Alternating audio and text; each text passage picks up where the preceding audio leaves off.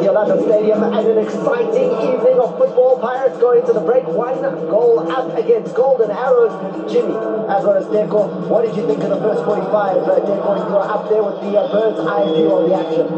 I think as much as we anticipated the game to be open, I never anticipated it would be this open. I think there's a lot of spaces that Orlando are giving Pirates, but also a lot of Pirates are a little bit fresh up, attacking with so much speed going forward. It's very, very interesting, and it's a lot of Pirates that we expected to be able to react. It's the kind of game you want to see on a chilly Tuesday night in Johannesburg. End-to-end action. Kind of game that we want to see, but I must say from a Golden Arrows point of view, I'm happy with what I've seen with Taylor on the left-hand side. What he's offering Golden Arrows gives them width, gives them a bit of height in terms of going high up and bringing those crosses. And I think it's not monitored. It's going to become a problem for the Pirates defense.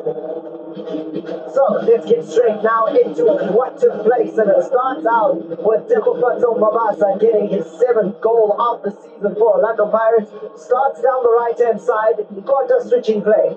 Yeah, that's a good ball. They didn't play by the quarter, but look at the first touch as well from Mufuken. We spoke about how dangerous he is when it comes to these areas, and I think he had just one question for Theron. Can Theron actually dance, and exactly Theron showed that he can actually dance, but look at the first touch as well from Mabasa, be able to control that and be able to actually have that as quickly as possible. I mean, that's a good assist from Mufuken. You know, Brandon Teron does stay on the job. He tries everything he can, but they're very Slenderman, not very Sagai too. I think the problem there, he allows him to come inside. When you go low, which is what Teron did here, you see here he goes low. Force him to go on the line. Don't force him to come inside, because then you can have a one-on-one situation. Like I said earlier, this for me in the PSL currently, one of the best players inside the box. He's so clever, he's so intelligent. You know, his movements, when he does this, he's looking for that small space. Yeah. And that's exactly what he did there. The finish clinical. You also have to give the assist as we look once again at how he skins his man, does Rida Mofokeng. The ball inside is a pinpoint cross. It's not just to anyone. He's looking for us. Of course he is, hence I was touching on. Just being inside, he's so in control when he gets there. A lot of players, when they get there, they rush. Really masters this part of his game. Hence I was saying, this is his strength. In and around the box, he's such an intelligent player. He reminds me of people. For younger viewers, Teko Modise was similar in the abilities that he had in his playing days. However, as we look here at Bangida Shandu, and this is what he's really well known for, the driving run forward. Look, man, he starts from the inside as a right back. Clever little ball being played there by Damene, but also with that deflection as well, nearly trouble with Tenga. But that's what Shandu gets you. It gives you that attacking force. It gets to the right areas as a fullback, and also has an eye for goals. He is way up the pitch when he picks this up.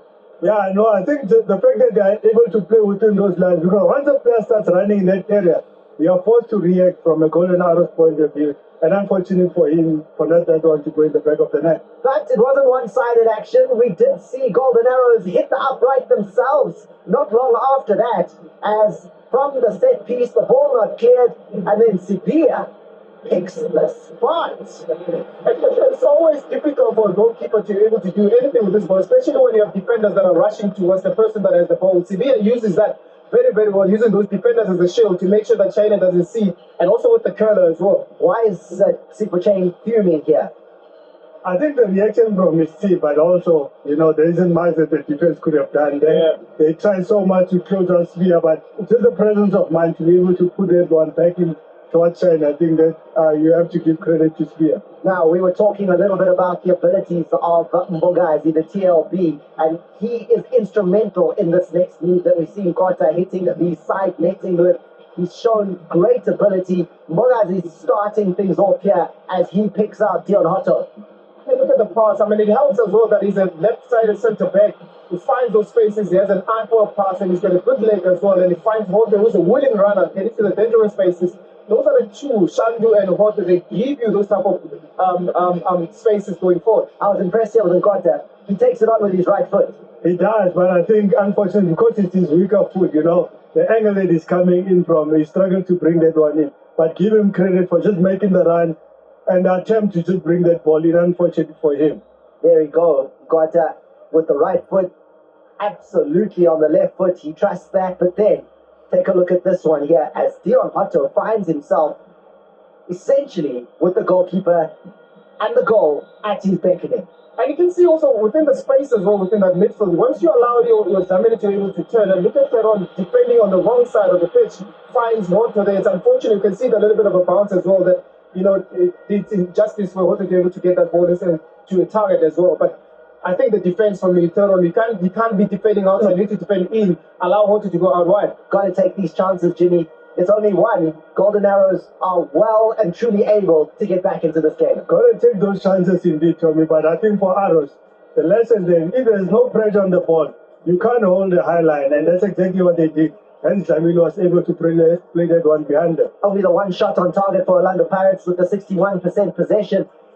And that is something that I'm sure Coach Ribeiro will be saying. It has got to be a little bit more clinical. Similar on the other side for Coach Monroe and Niti. They're doing it without the ball. Yeah, I think with Orlando Pirates being in control so much, maybe Coach Ribeiro will tell Orlando Pirates players to actually continue creating those opportunities. But for Golden Arrows, they need to get more. They need to play higher at the pitch a little bit more because they're not creating enough goal-scoring opportunities. All right, so there you have it. That's the situation here at the Orlando Stadium. 45 more minutes to play in this one. And trust us when we tell you, it is